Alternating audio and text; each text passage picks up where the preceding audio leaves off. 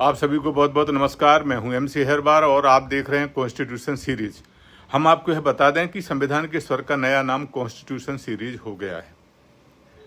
आप सभी जानते हैं कि किसी नागरिक को किसी शिक्षण संस्थान में प्रवेश से केवल धर्म, मूल वंश, जाति, भाषा या इनमें से किसी के आधार पर इनकार नहीं किया जा सकता है।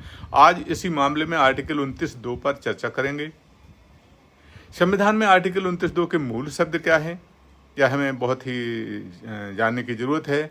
और वह मूल शब्द हैं: किसी नागरिक को किसी शिक्षण संस्थान में प्रवेश से केवल धर्म, मूल वंश, जाति, भाषा या इनमें से किसी के आधार पर इनकार नहीं किया जाएगा, जो राज्य द्वारा संचालित हों या राज्य से सहायता प्राप्त कर रहे हों। No citizens shall be denied admission into any educational institution maintained by the state of receiving aid out of the state fund on grounds only of the religion, race, caste, language or any of them। यदि हम संपूर्ण प्रकरण को, articles को सरल भाषा में समझें तो आर्टिकल 29(2) भारत के नागरिकों के शैक्षिक अधिकारों की सुरक्षा करता है। यह प्रावधान यह सुनिश्चित करता है कि किसी भी नागरिक को राज्य द्वारा संचालित या राज्य द्वारा सहायता प्राप्त शिक्षण संस्थानों में प्रवेश से धर्म, जाति, भाषा या मूल वंश के आधार पर वंचित नहीं किया जा सकता। इसका मुख्य उद्देश्य यह भी है कि कोई भी व्यक्ति शिक्षा प्राप्त करने के अधिकार से केवल अपनी सांस्कृतिक या धार्मिक पहचान के कारण वंचित न हो। आर्टिकल 29(2) इस बात की गारंटी देता है कि सरकारी या सरकारी सहायता प्राप्त संस्थानों में सभी नागरिकों को समान रूप से प्रवेश प्राप्त करने का अवसर मिलेगा और उनके साथ धर्म, जाति, भाषा आदि के आधार पर भेदभाव नहीं किया जाएगा। इसका मतलब यह है कि शिक्षा के क्षेत्र में समानता सुनिश्चित की गई है ताकि सभी वर्गों के नागरिक बिना किसी भेदभाव के अपनी शिक्षा पूरी कर सकें। आर्टिकल 29(2) के अंदर क्या उच्चतम न्यायालय के कोई फैसले हैं? हम एक या दो फैसलों की आज यहाँ चर्चा कर लेते हैं। और यह फैसला है स्टेट ऑफ मद्रास बनाम चंपक दौराजन 1951 का। इस निर्णय में मद्रास सरकार की ओर से जारी एक आदेश को चुनौती दी गई थी, जिसके तहत शिक्षा संस्थानों में आरक्षण की व्यवस्था जाति, धर्म और समुदाय के आधार पर की गई थी।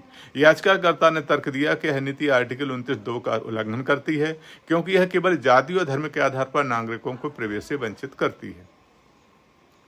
उच्चतम न्यायालय ने इस तर्क से सहमति व्यक्त करते हुए कहा कि यह आरक्षण नीति संविधान के आर्टिकल 29(2) का स्पष्ट उल्लंघन है। न्यायालय ने फैसला सुनाया कि किसी भी नागरिक को केवल धर्म के आधार पर, जाति या भाषा के आधार पर प्रवेश से वंचित नहीं किया जा सकता।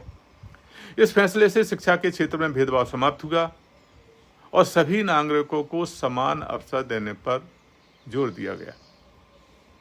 इसी प्रकार उच्चतम न्यायालय के एक दूसरे प्रकरण प्रेमचंद बनाम उत्तर प्रदेश राज्य 1962 का एक फैसला है जो उच्चतम न्यायालय ने दिया है। इस मामले में याचिकाकर्ता प्रेमचंद ने आरोप लगाया कि उन्हें राज्य सरकार द्वारा सहायता प्राप्त एक संस्थान में प्रवेश से इसलिए वंचित कर दिया गया था क्योंकि उनकी भाषा हिंदी थी, जबकि उस संस्थान में दूसरी भाषा को महत्व दिया जा रहा था। याचिकाकर्ता ने तर्क दिया कि है आर्टिकल 29(2) का स्पष्ट रूप से उल्लंघन है, क्योंकि उन्हें केवल भाषा के आधार पर प्रवेश से वंचित नहीं किया जा सकता है। उच्चतम न्यायालय ने प्रेमचंद के पक्ष में फैसला सुनाया और कहा कि किसी भी नागरिक को भाषा के आधार पर राज्य द्वारा संचालित या सहायता प्राप्त शिक्षण संस्थानों में प्रवेश से वंचित नहीं किया जा सकता। यह निर्णय इस बात पर जोर देता है कि भाषा के आधार पर भेदभाव आर्टिकल 29(2) का स्पष्ट उल्लंघन है और इसे समाप्त किया जाना चाहिए।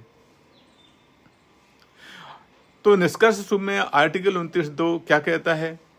आर्टिकल 29(2) भारतीय संविधान में एक महत्वपूर्ण प्रावधान है जो शिक्षा के क्षेत्र में समानता और गैर भेदभाव की गारंटी देता है।